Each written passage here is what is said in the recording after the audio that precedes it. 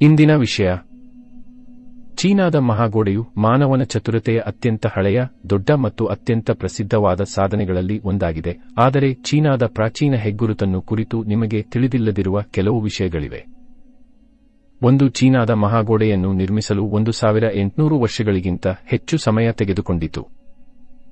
ವಿದೇಶಿ ಆಕ್ರಮಣಕಾರರಿಂದ ನಾಗರಿಕರನ್ನು ರಕ್ಷಿಸಲು ಚೀನಾದ ಭೂಪ್ರದೇಶದಲ್ಲಿ ನಿರ್ಮಿಸಲಾದ ಮೊದಲ ಕೋಟೆಯು ಗ್ರೇಟ್ ವಾಲ್ ಅಲ್ಲ. 8ನೇ ಶತಮಾನದ ಎಷ್ಟು ಹಿಂದೆ ಅಲೆಮಾರಿ ಸೈನ್ಯವನ್ನು ಹಿಮ್ಮೆಟ್ಟಿಸಲು ಅಡೆತಡೆಗಳು ಏರುತ್ತಿದ್ದವು. ಕಿನ್ ಶಿ ಹುವಾಂಗ್ 221 ನಲ್ಲಿ ನೆರೆಯ ಸಂಸ್ಥಾನಗಳ ಸಂಗ್ರಹದ ಮೇಲೆ ಅಧಿಕಾರವನ್ನು ವಶಪಡಿಸಿಕೊಂಡಾಗ ಮತ್ತು ಕಿನ್ ರಾಜವಂಶವನ್ನು ಹೊರಹಾಕಿದಾಗ ಅವನು ತನ್ನ ಪ್ರದೇಶವನ್ನು ರಕ್ಷಿಸಲು 5000 ಕಿಲೋಮೀಟರ್ ಗೋಡೆಯ ಮೇಲೆ ನಿರ್ಮಾಣವನ್ನು ಪ್ರಾರಂಭಿಸಿದನು. ನಂತರದ ರಾಜವಂಶಗಳು ಈ ಕೆಲಸವನ್ನು ಮುಂದುವರೆಸಿದವು ಮತ್ತು ತಮ್ಮದೇ ಆದ ಏಳಿಗೆಯನ್ನು ಸೇರಿಸಿದವು. ಕ್ವಿನ್ ರಾಜವಂಶದ ಅಡಿಯಲ್ಲಿ ನಿರ್ಮಾಣ ಪ್ರಾರಂಭವಾದಾಗ ನಾವು ಗ್ರೇಟ್ ವಾಲ್ ಅನ್ನು ದೃಶ್ಯೀಕರಿಸುವಾಗ ಗುರುತಿಸಬಹುದಾದ ಭಾಗಗಳು ಹೆಚ್ಚಾಗಿ ಮಿಂಗ್ ರಾಜವಂಶದ ಕರಕುಶಲ ಕೆಲಸಗಳಾಗಿವೆ. ಇದು 14ನೇ ಮತ್ತು 17ನೇ ಶತಮಾನದ ನಡುವೆ ಈ ಅಂಶಗಳನ್ನು ರಚಿಸಿತು.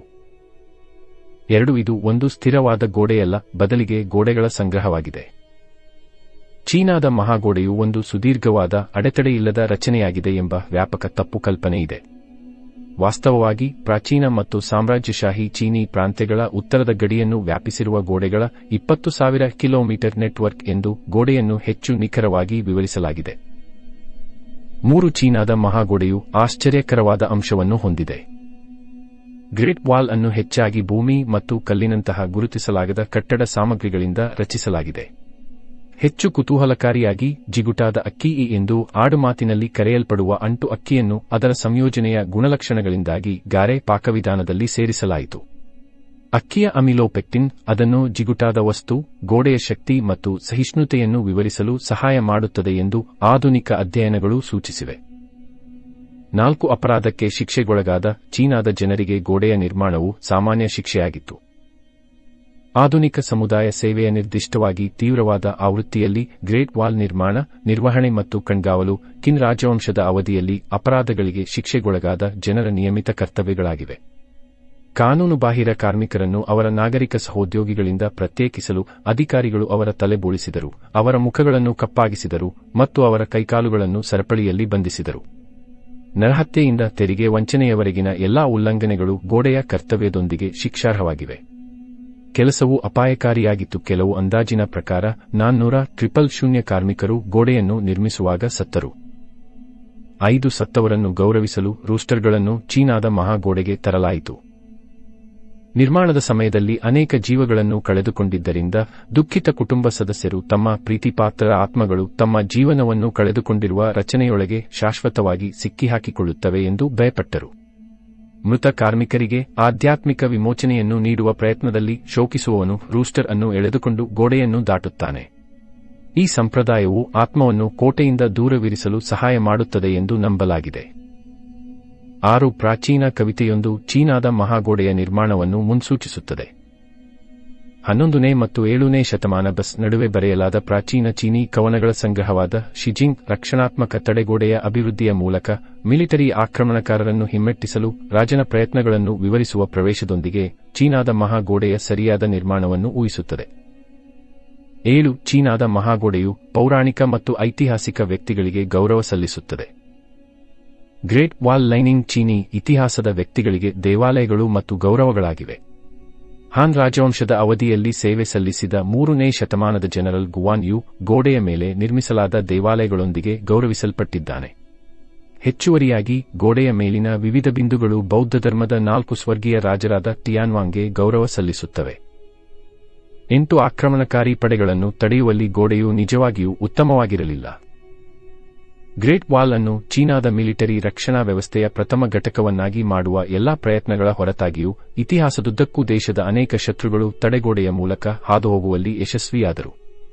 17ನೇ ಶತಮಾನದಲ್ಲಿ ಗೋಡೆಯ ಮೂಲಕ ಮಂಚೂರಿಯನ್ ಆಕ್ರಮಣವು ಮಿಂಗ್ ರಾಜವಂಶದ ಪತನಕ್ಕೆ ಕಾರಣವಾಯಿತು. 9. ಐತಿಹಾಸಿಕವಾಗಿ ಚೀನಾಕ್ಕಿಂತ ಇತರ ಸಂಸ್ಕೃತಿಗಳು ಮಹಾಗೋಡೆಯ ಬಗ್ಗೆ ಒಲವು ತೋರಿವೆ. ಚೀನಾದ ಗ್ರೇಟ್ ವಾಲ್ ಅನ್ನು ಪ್ರವಾಸಿ ಆಕರ್ಷಣೆ ಮತ್ತು ಹೆಗ್ಗುರುತಾಗಿ ಆಚರಿಸುವುದು ತುಲನಾತ್ಮಕವಾಗಿ ಇತ್ತೀಚಿನ ವಿದ್ಯಮಾನವಾಗಿದೆ.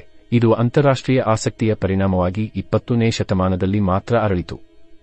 19ನೇ ಶತಮಾನದಲ್ಲಿ ಇತರ ಏಷ್ಯನ್ ಮತ್ತು ಯುರೋಪಿಯನ್ ದೇಶಗಳೊಂದಿಗೆ ಸಂಬಂಧಗಳಲ್ಲಿ ತೊಡಗಿಸಿಕೊಂಡ ನಂತರ ಚೀನಾವು ಗೋಡೆಯ ವ್ಯಾಪಕ ಮನವಿಯನ್ನು ಮೊದಲು ಗಮನಿಸಿತು.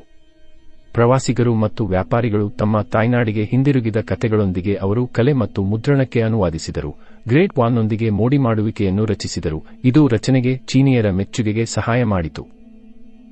10 ಜನರು ಬಾಹ್ಯಾಕಾಶದಿಂದ ಗೋಡೆಯ ಗೋಚರತೆಯ ಬಗ್ಗೆ ಶತಮಾನಗಳಿಂದ ಉತ್ಪ್ರೇಕ್ಷೆ ಮಾಡುತ್ತಿದ್ದಾರೆ.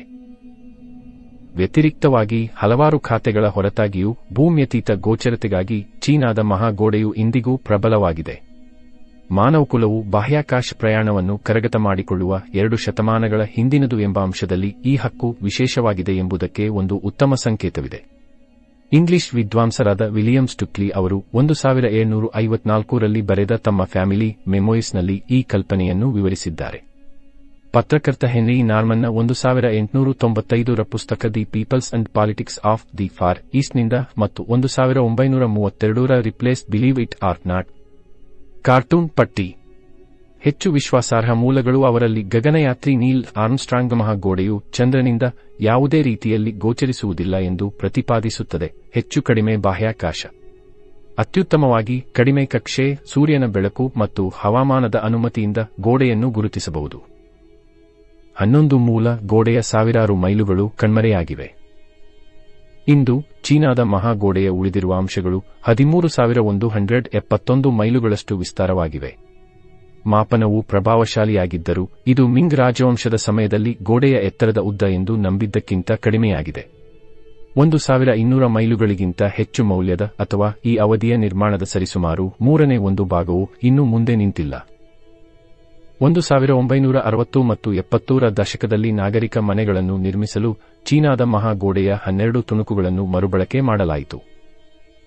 ಗ್ರೇಟ್ ಪ್ರೊಲಿಟೇರಿಯನ್ ಕಲ್ಚರಲ್ ರೆವಲ್ಯೂಷನ್ ಎಂದು ಕರೆಯಲ್ಪಡುವ 20ನೇ ಶತಮಾನದ ಸಾಮಾಜಿಕ ರಾಜಕೀಯ ಚಳುವಳಿಯ ಸಮಯದಲ್ಲಿ ಚೀನಾ ಸರ್ಕಾರವು ಗ್ರೇಟ್ ವಾಲ್ಗೆ ಸ್ವಲ್ಪ ಹಾನಿ ಮಾಡಿತು. ಮಾವೋ ಬೆಡಾಂಗ್ ಮತ್ತು ರೆಡ್ ಗಾರ್ಡ್ ಗೋಡೆಯನ್ನು ಅವಶೇಷಕ್ಕಿಂತ ಸ್ವಲ್ಪ ಹೆಚ್ಚು ಎಂದು ಗುರುತಿಸಿದರು. ಅವರ ವಸ್ತುಗಳು ವಸತಿ ಅಭಿವೃದ್ಧಿಯಲ್ಲಿ ಉತ್ತಮವಾಗಿ ಕಾರ್ಯನಿರ್ವಹಿಸುತ್ತವೆ. 1966 ಮತ್ತು 1976ರ ನಡುವೆ ಗೋಡೆಯ ಮೈಲುಗಳಷ್ಟು ಇಟ್ಟಿಗೆಗಳಿಂದ ತೆಗೆದುಹಾಕಲಾಯಿತು ಮತ್ತು ನಾಗರಿಕ ಮನೆಗಳನ್ನು ನಿರ್ಮಿಸಲು ಮರುಬಳಕೆ ಮಾಡಲಾಯಿತು. 13 ಚೀನಾದ ಮಹಾಗೋಡೆಯ ಕೆಲವು ನಿಂತಿರುವ ಭಾಗಗಳು 2040ರ ಮೊದಲು ಕಣ್ಮರೆಯಾಗಬಹುದು. 21ನೇ ಶತಮಾನದಲ್ಲಿ ಮಹಾಗೋಡೆಯ ದೃಢತೆಯ ಬಗ್ಗೆ ಭವಿಷ್ಯವಾಣಿಗಳು ಹೆಚ್ಚು ಭೀಕರವಾಗಿ ಬೆಳೆದಿವೆ. ನೈಸರ್ಗಿಕ ಹವಾಮಾನ ಮತ್ತು ಮಾನವ ಒದಗಿಸಿದ ಸವೆತವು 2040ರ ಮೊದಲು ಗೋಡೆಯ ಕೆಲವು ಭಾಗಗಳು ಕಣ್ಮರೆಯಾಗಬಹುದು.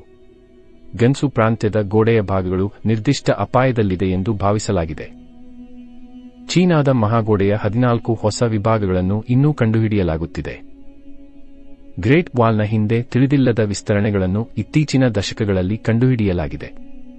ಕಳೆದ 10 ವರ್ಷಗಳಲ್ಲಿ ಪುರಾತತ್ವ ಶಾಸ್ತ್ರಜ್ಞರು ಗೋಡೆಯ ಉತ್ತರದ ಕೆಲವು ಭಾಗಗಳನ್ನು ಇಂದಿನ ಮಂಗೋಲಿಯಾದ ಗಡಿಯಲ್ಲಿ ಮತ್ತು ಗಡಿಯಲ್ಲಿ ನೆಲೆಸಿದ್ದಾರೆ. 15 ಚೀನಾದ ಮಹಾಗೋಡೆ ಪ್ರಪಂಚದಾದ್ಯಂತ ಅನೇಕ ಹೆಸರುಗಳಿಂದ ಹೋಗುತ್ತದೆ.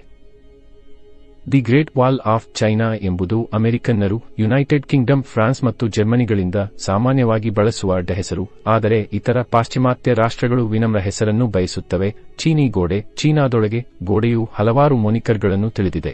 ಅದರ ಪ್ರಾರಂಭಿಕ ದಿನಗಳಲ್ಲಿ ದಿ 10,000 ಅಲಿ ಲಾಂಗ್ ವಾಲ್ 1ನೇ ಶತಮಾನದ ಬಸ್ ಪ್ರಕಟಣೆಯ ದಾಖಲೆಗಳ ಪ್ರಕಾರ ಗ್ರ್ಯಾಂಡ್ ಹಿಸ್ಟೋರಿಯನ್ ಮತ್ತು ದಿ ಲಾಂಗ್ ವಾಲ್ ಆಫ್ 10,000 ಎಂದು ಪರಿಚಯಿಸಲಾಯಿತು. ಲಿಯ ಸಾಂಗ್ ಪುಸ್ತಕದಲ್ಲಿ 5ನೇ ಶತಮಾನದ ಸಿಯಲ್ಲಿ ಪ್ರಕಟವಾಯಿತು. ಅಲ್ಲಾ ಎಂಬುದು 1 ಮೈಲಿಯ 1/3 ಭಾಗಕ್ಕೆ ಸಮಾನವಾದ ಅಳತೆಯ ಘಟಕವಾಗಿದೆ. ಕಾಲಾನಂತರದಲ್ಲಿ ಗೋಡೆಯು ದಿ ಪರ್ಪಲ್ ಫ್ರಾಂಟಿಯರ್ ಮತ್ತು ದಿ ಅರ್ತ್ ಡ್ರ್ಯಾಗನ್ ಸೇರಿದಂತೆ ಕೆಲವು ಆಡಂಬರದ ಹಿಡಿಕೆಗಳನ್ನು ಗಳಿಸಿತು. ಅಂತಿಮವಾಗಿ ಚೀನಾ ತನ್ನ ಮಾನವ ನಿರ್ಮಿತ ಅದ್ಭುತವನ್ನು ಸರಳ ಆದರೆ ಸೂಕ್ತವಾದ ಹೆಸರಿನೊಂದಿಗೆ ನಾಮಕರಣ ಮಾಡಿತು, ದಿ ಲಾಂಗ್ ವಾಲ್. ಈ ವಿಷಯ ನಿಮಗೆ ಇಷ್ಟವಾಗಿದೆಯಾ? ದಯವಿಟ್ಟು ಹಂಚಿಕೊಳ್ಳಿ ಮತ್ತು ಅಭಿಪ್ರಾಯ ತಿಳಿಸಿ. ನೋಡುವುದಕ್ಕೆ ಧನ್ಯವಾದಗಳು. ದಯವಿಟ್ಟು ನಮ್ಮ ಸೇನೆಗೆ ಗುಂಪು ಸೇರುವ. ಇಂದಿನ ವಿಷಯ